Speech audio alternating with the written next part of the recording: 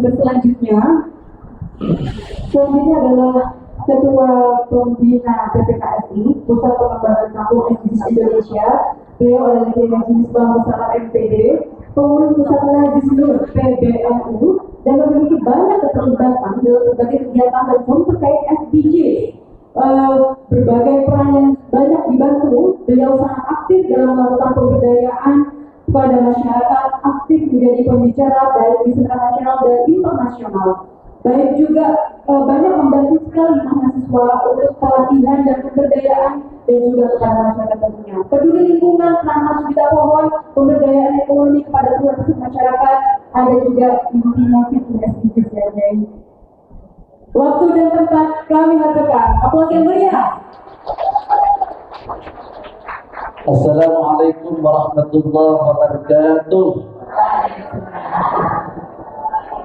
Hamdan wa salaman wa ba'du. Mari ini ada pantun. Pagi hari menanam selada, disiram air di tepi taman. Mari jaga bumi tercinta agar lestari untuk masa depan.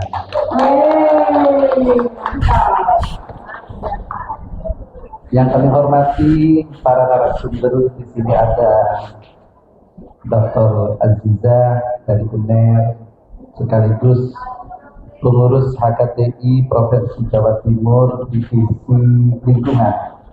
Beliau bersama saya, juga saya pengurus HKTI Provinsi Jawa Timur Divisi Lingkungan dan Konservasi. Ibu Dr. Haja Faidah yang sangat memberikan inspirasi kepada kita semua, terutama pembelaannya kepada kaum du'afa. Ingat sabda Rasulullah, ibghuni fi du'afaikum fa innama tunsarun wa turhamun wa turzaquna bi du'afaikum. Rasulullah meminta agar kita mencari kaum-kaum du'afa, karena pertolongan Allah, rezeki Allah, kasih sayang Allah yang diberikan kepada kita, karena masih ada kaum-kaum yang peduli pada du'afa. Mudah-mudahan Pak Tayyab bisa mengamalkan bersama Dr. Haja Faidah, bersinergi. Siap ya Bu? Nah, siap bersinergi. Kemudian mana? Profesor Dr. Harisuddin MPhil, beliau al-alim al-allamah. Beliau alumni Mahat Ali, adik kelas saya, tapi beliau sudah melanglang buana ke dunia internasional. Kalau saya ini baru sekolah di Oxford University di Macfield Institute of Education Inggris, tapi beliau sudah ke Belanda. Saya ke Thailand, saya ke Vietnam, dan alhamdulillah kemarin diutus oleh pengurus Najisnur PBNU untuk melakukan koordinasi dengan PCI Arab Saudi sehingga bisa umroh. Tentunya sangat memberikan barokah. Di sini hadir juga utusan dari Kementerian Kehutanan Sosial, utusan dari Dr. Haji Mahfud, sahabat saya yang sekarang menjadi Sekretaris Jenderal Kementerian Kehutanan Sosial, dan itu adalah warga dan tokoh Nahdlatul Ulama. Mungkin Pak Tayyab sudah pernah menerima bibit? Nah, beliau yang telah membantunya. Nanti kalau kurang minta lagi, mumpung ada utusannya Pak Aswan. Ya. Kalau perlu mbak-mbak apa ibu-ibu ini? Mbak-mbak ya, minta mudah terus. Kalau perlu rumahnya yang mungkin ada kehutanan sosial seperti di Solo, minta kepada beliau supaya bisa digarap oleh Pak Tayyab agar bisa menjadi program ekonomi katanya. Saudari-saudari, mbak-mbak yang kami hormati, siapa yang hafal mutu Nahdlatul Ulama sekarang? Angkat tangan. Dapat uang 100. Langsung dapat uang. Mutu Nahdlatul Ulama.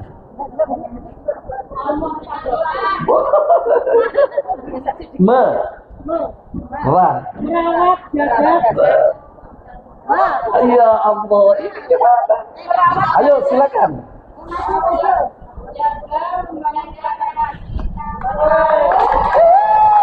Nah, karena dia yang hafal, saya kasih uang.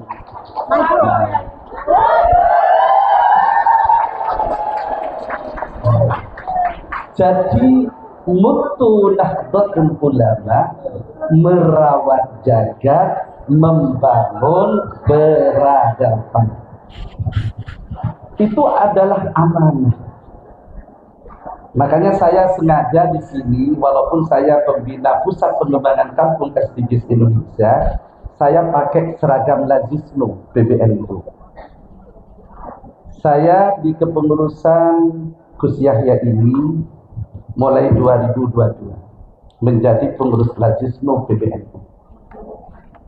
Alhamdulillah, karena saya itu dulu ditunjuk oleh Dr. Hajar Faidah ketika menjadi bupati, menjadi ketua Basnas, saya sedikit berpengalaman tentang manajemen ziswa, pengelolaan zakat, infak, dan sedekah. Ketika kami bekerja bersama pengurus Lazisnu PBNU, mulai 2022, 2023 ketika diaudit, perolehan Lazisnu mencapai 2,3 triliun. Angka yang cukup fantastis. 2023. 2024 memperoleh perolehan 3,5 triliun. Itu peran Nahdlatul Ulama di bidang filantropi di dunia ini sudah mengeluarkan dan mendistribusikan anggaran sebesar 3,5 triliun. Tepuk tangan. Nah, saya ingin Fatayat ini bergerak di gerakan filantropi. Salah satu yang menjadi orang ingin berpartisipasi ketika kami memiliki program Green Lingkungan. Makanya Serasehan hari ini saya sangat mengapresiasi dengan judul Green Lifestyle for Healthy Living. Gaya hidup hijau untuk hidup sehat. Kalau panjenengan itu bisa memanage program ini, insya Allah funding itu akan datang. Bantuan-bantuan itu akan datang, asalkan dilaksanakan dengan sesungguhnya. Kami sudah membuat buku namanya buku Fikih SDGs, Sustainable Development Goals, dan itu dianggarkan oleh Bappenas. Kami juga sudah membuat rule model pesantren SDGs. Kami juga keliling hampir seluruh Indonesia untuk melakukan sosialisasi khususnya di bidang green lingkungan yang terkait dengan tujuan Sustainable Development Goals. Banyak funding, banyak orang yang mau membantu. Saya buka satu saja. Salah satu fundingnya, Bank Mega Syariah itu ngasih 1 miliar. Belum yang lain. Nah, kalau panjenengan serius bagaimana gerakan green lingkungan ini dilakukan di tengah-tengah masyarakat, saya hakul yakin akan banyak orang yang mau berpartisipasi. Oleh karena itu, supaya tidak mospro dalam apa yang saya sampaikan dan agar panjenengan mengamalkan. Mbak-mbak, ibu-ibu, tidak mau. Mbak saja. Ya. Panjenengan ini pasti hidup di kampung. Ngebatan? Nah, hidup di kampung. Saya bersama Dr. Haja Faidah ketika beliau jadi bupati membuat yang namanya kampung SDGs. Itu sebagai miniatur supaya tujuan-tujuan SDGs itu bisa terlaksana di level kampung. Kami buat buku namanya Lokalis SDGs dari Kampung SDGs untuk Dunia. Nanti bisa baca. Tugas yang terkait dengan green lingkungan. Pertama, sebagaimana yang disampaikan oleh Dr. Aziza tadi, panjenengan harus bisa mengelola sampah di lingkungan. Dan insya Allah itu akan menjadi uang kalau ditekuni. Sederhana.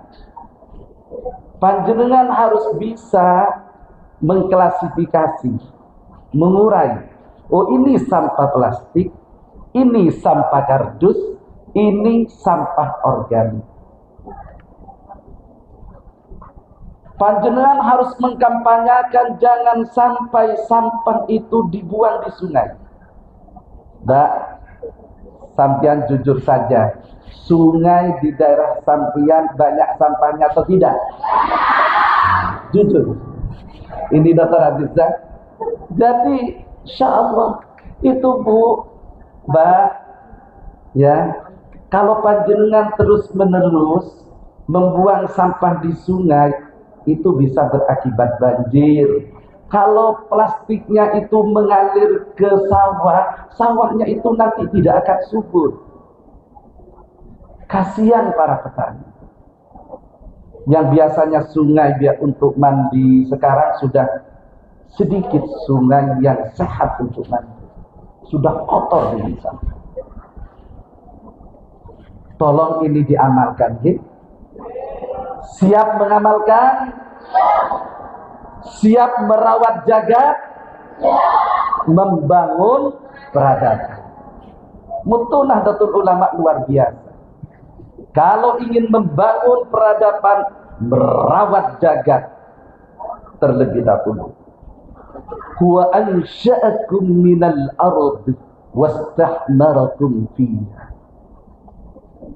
Jadi kalau mencari dalil tentang merawat jagat dan membangun peradaban di dalam Al-Quran, huwa ansha'akum minal ardi, Anda diciptakan oleh Allah dari tanah, wasta'marakum fiha, ada amanat dari Allah untuk memakmurkan bumi. Cara memakmurkan bumi harus bisa salah satunya mengelola sampah. Amalkan kita. Terima kasih.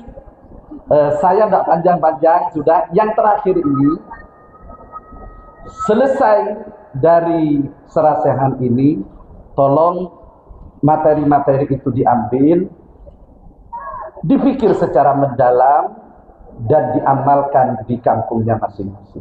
Hadanallahu wa iyyakum ajma'in. Wassalamualaikum warahmatullahi wabarakatuh. Waalaikumsalam.